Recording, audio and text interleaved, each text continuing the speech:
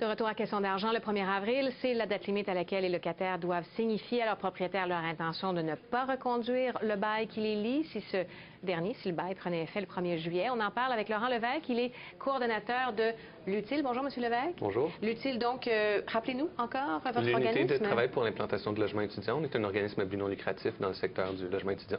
Donc, vous vous y connaissez en termes de bail locatif.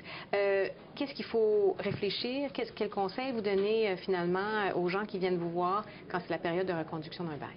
Bien évidemment, nous, on n'est pas dans un travail de première ligne directement comme les comités de logement, mais on encourage beaucoup la population étudiante à réfléchir de rester davantage, plus longtemps dans son appartement. Donc, à évidemment renouveler si possible.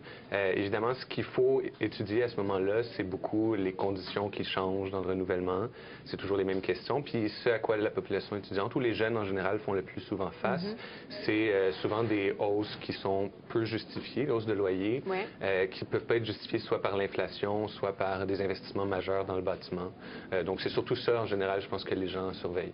Et vous voulez leur conseiller de rester le plus longtemps possible? Pourquoi? Bien, c'est parce que le roulement est un phénomène particulièrement présent chez la population étudiante, puis on constate que ça peut avoir un effet délétère sur le marché locatif, autant au niveau de l'état des bâtiments qu'au niveau justement des loyers moyens, parce que ça crée beaucoup de va-et-vient, puis ça diminue la stabilité de la population résidente. Et pourquoi le taux de roulement est aussi élevé? Bien, on soupçonne que c'est simplement dû à la nature transitoire de beaucoup de ménages étudiants qui vont et viennent, qui changent leurs conditions résidentielles, qui peuvent changer de statut marital, qui peuvent changer de programme d'études. Il y a énormément de facteurs, mais ça semble être un phénomène qui est partagé à Montréal comme dans plein d'autres villes dans le monde, des villes étudiantes. Où on retrouve beaucoup d'étudiants, oui. Alors, quels sont vos conseils pour la chasse à l'appartement qui s'ouvre donc aujourd'hui? Bien, le premier conseil qu'on offre aux gens, c'est vraiment de partir bien équipé, bien réfléchi, avec une intention claire, avec une réflexion sur les besoins qu'on vise à combler, plutôt que se lancer à tout prix puis prendre le premier appartement venu. Le plus important, c'est de prendre le temps de comparer, de visiter différents logements. Puis c'est pour ça qu'on a mis en ligne un site qui s'appelle l'appart.info, qui vise justement à aider des jeunes ménages à avoir des critères pour juger de qu'est-ce qui est un bon logement, parce que ça peut être difficile quand tu n'as pas d'expérience de juger de la salubrité, de juger du loyer qui est demandé, de juger de la location, donc de différents critères qui, dans le fond, devraient orienter le choix des gens.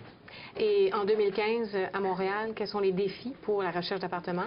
Bien, c'est assez complexe en ce moment à Montréal de trouver un logement. D'un côté, il n'y a pas de plateforme unifiée d'annonces. Évidemment, notre site est une plateforme qui pointe vers des sources d'annonces, toutes les sources d'annonces, mais c'est assez explosé. Puis en parallèle à ça, bien, les taux d'inoccupation sont très bas, beaucoup dans les quartiers centraux, évidemment, puis particulièrement aussi pour les grands appartements. Donc ça, c'est un défi supplémentaire, autant pour les familles, évidemment, qui cherchent à se loger. Elles aussi cherchent de grands appartements. Exactement. Mais les étudiants aussi. Parce que ça revient moins cher. Pourquoi ils veulent des grands appartements? Bien, on soupçonne que c'est vraiment le phénomène de la colocation. Ça, d'ailleurs, c'est confirmé par nos études. Le 2/3 des ménages étudiants sont en colocation. Et bien, évidemment, ils économisent en étant plusieurs dans un logement. Mais dès qu'ils sont 3 et plus, c'est sûr qu'ils ont davantage de revenus, donc davantage de support au ménage qu'une famille qui peut en avoir au mieux 2. Donc, ils sont gagnants sur la compétition sur le marché locatif par rapport aux familles qui visent des 3 chambres à coucher et plus. Est-ce que les étudiants ont une mauvaise cote? Des fois, les propriétaires peuvent être réfractaires, craignant des fêtes qui s'étendent jusque dans les petites heures de la nuit. Est-ce que les étudiants, comment est l'accueil des locataires étudiants? Bien, je dirais que de prime abord, il peut y avoir certains... c'est peut-être des préjugés, mais des craintes qui sont parfois fondées sur comme l'entretien, sur différents enjeux avec les ménages étudiants. Mais au final, souvent, les propriétaires, ils trouvent leur compte parce que sur le marché, notamment des grands appartements, les ménages étudiants payent plus cher. Puis c'est ça qu'on voit, c'est que dans les quartiers où il y a la plus grande concentration de population étudiante, bien, les loyers payés par les étudiants en colocation sont parfois jusqu'au double de la moyenne de tous les ménages.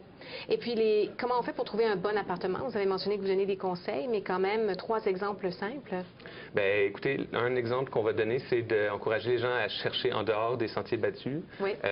C'est particulièrement le cas pour les ménages étudiants qui se concentrent dans des quartiers déterminés, quartier McGill, quartier Concordia, Côte-des-Neiges, donc aller un peu plus loin. Oui.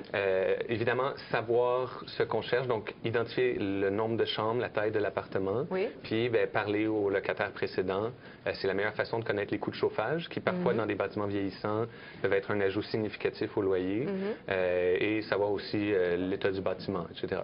Votre outil, appart.info, c'est seulement à Montréal. Est-ce que vous allez étendre la plateforme à la grandeur du Québec? Bien, déjà, le 2/3 du site, tout ce qui est informatif est bon pour tout le monde, que ce soit à travers le Québec, mais aussi tous les ménages, même non étudiants. Oui. Mais oui, c'est notre intention de rendre ça disponible dans d'autres villes, en priorité, évidemment, où il y a une concentration étudiante, universitaire ou collégiale. Donc, on pense à Québec, Trois-Rivières. Oui, Rimouski. Il peut avoir, c'est ça, il y a plusieurs villes là, qui ont un grand potentiel, mais à la fin, ça peut être pertinent pour toutes les municipalités au Québec.